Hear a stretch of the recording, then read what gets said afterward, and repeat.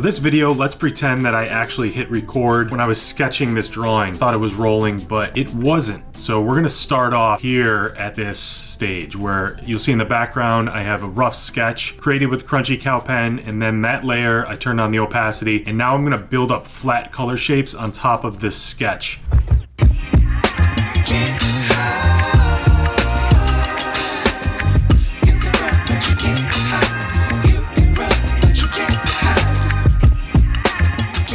Usually my process is sketch, ink lines, colors, shadows, highlights. For a picture book, I do it a little bit differently. I do sketch, then I build flat colors on top, and I do shadows, highlights, and then I do a rough textured ink line around the edges of the characters and wherever I feel it just needs like a harder line to move the viewer's eye around. So you're gonna see this is a little bit different than my other videos where I try to make everything really smooth. This is more about texture, energy, keeping it fun and keeping it loose. Because I find when I'm making a picture book, if I use these really tight, smooth lines, I start to overthink them. I never feel that they're perfect enough. But when I just do flat color shapes and a rough ink line over top of it, I'm much more free and I just let things rip. So let's get started. I'm going to walk you through how I draw this. Once the sketch is down, my goal is to lay down flat colors as fast as possible because I know how my brain works and I'll get hung up on the details and I'll constantly change colors. If you wanted to move really fast for this, you could really just go black and white and just drop down like grayscale colors all over this on different layers and then go back in and fill those in with colors so you don't get hung up on making the perfect colors. I like to see things a little bit more complete. I probably waste a lot of time trying to pick the perfect color as I go, but I need to feel like this is going someplace and this is gonna be a final page just so the pressure is always on me and it forces me to finish this drawing so I don't get too lazy and put it on the back burner and start to tell myself, oh, I'll figure out the colors later. This dentist clearly needed a pink sock, and maybe I should talk about what is actually in this drawing. It'd probably be wise to give you some context. This is gonna be a page out of a book called Waffle, Wisconsin, which is a follow-up to Pancake, Pennsylvania, one of my other picture books. Yeah, it looks like this. Pancake, Pennsylvania, like a rhyming picture book. I don't even have the words written out for this page. All I know is the book is going to be alliterative and there's going to be a lot of W words. So it's going to be a woolly mammoth with a wisdom tooth getting pulled. And I have to go back and actually write the story. I don't have it all figured out, but I find creating these drawings again puts the pressure on me to move the project forward. When I see this page here, I can kind of envision what the final book is going to look like. It forces me to go back in and write out the story and figure out the next page and make the next page just as cool or a little bit cooler than this one. So I made the x-ray in the background of the mammoth, that x-ray in the back of the room. Clearly there's no bones in an elephant or a mammoth's trunk, but I thought it'd be kind of funny to just put that in the x-ray, so don't think that I think that an elephant trunk has bones, and if it does have bones, I didn't Wikipedia anything, so you can leave that in the comments that I need to do a little bit more research.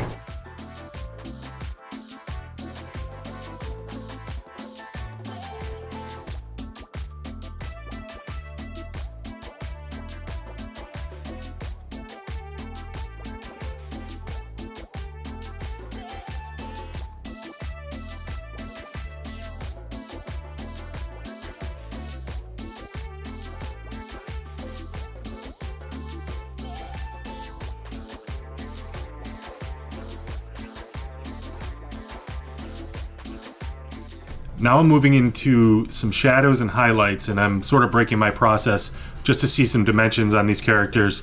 I think it's best to drop in your flat colors. After you get your flat colors, drop in your shadows. Just pick a direction that would be hidden from the light and put darker color there. You can even do this with a layer above, using a dark color and then turning down the opacity and setting it to darken. I like to choose a different color and just play around, and sometimes I get my drawing into a mess and sort of have to figure it out, and the process of figuring it out and having it be a little bit sloppy but like a messed up puzzle kind of gives it this a little bit of anxiety and energy that I like in my drawings. And it makes me step away from the thoughts of making things perfect. I feel like when I figure out the puzzle of my drawing and figure out ways to make these color blocks work with the lines and the shadows, and I spend time and I really go deep with these drawings, then I feel good. Then I feel like they're complete. I don't really know where I'm going with that, but all I know is the trying to be perfect is going to hold you back. So done is way better than perfect. So I'm just throwing in colors here and getting ready to work on the lines.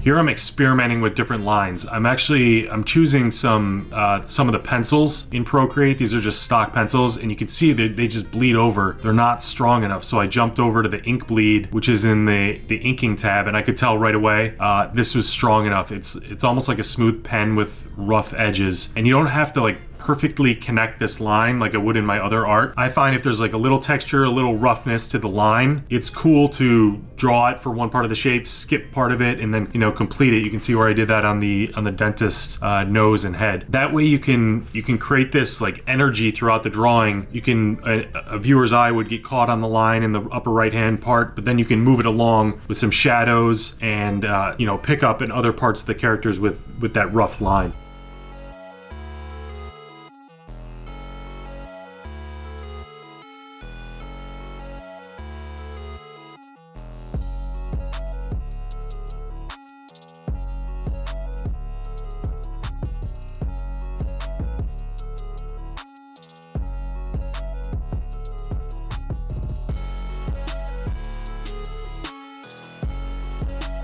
One of my favorite parts of a drawing is after you get the color blocks, the shadows, and the highlights down, is putting in this ink line and it starts to feel like it's clicking. Like you don't really have this set of rules you're following, but you have a little bit of a process, and you're unsure throughout this entire drawing. But then it's like you get over these hills, these bumps, and you start to see the characters coming alive, and you just want to push it through to the end. It's like all these peaks and valleys.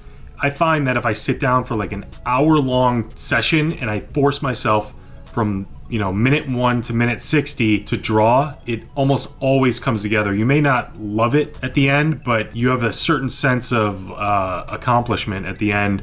And you may use the drawing, you may not use the drawing, but you've learned a little bit. You've learned new techniques, you've learned new tools you like to use. Almost every single drawing session you learn something new. So it's always worth it just sitting down doing that 1 hour drawing session. I put that Jerry Seinfeld technique to use where you sit down and you can write or you can do nothing, but you can't get up. You have to sit down and do it. I apply that to my drawing where I force myself to sit down for 45 minutes to an hour. I can do nothing or I can draw. And once I get in that mode, like my brain would rather draw once it gets over the fear of this isn't going to be good enough or I'm going to waste my time. Once it gets in that flow state, at the end of that hour, you don't want to stop drawing. It feels so good.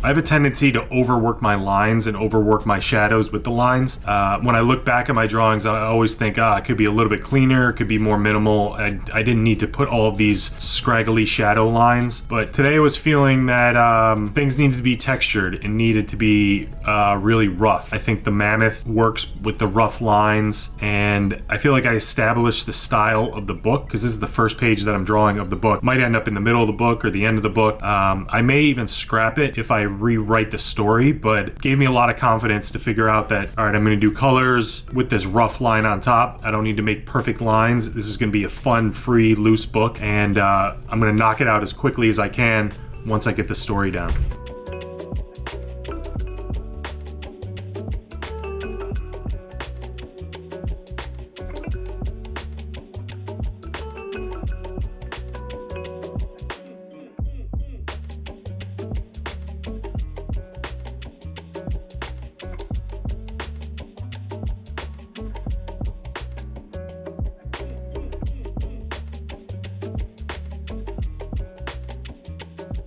So there it is, the final drawing of a page of a picture book of Waffle, Wisconsin.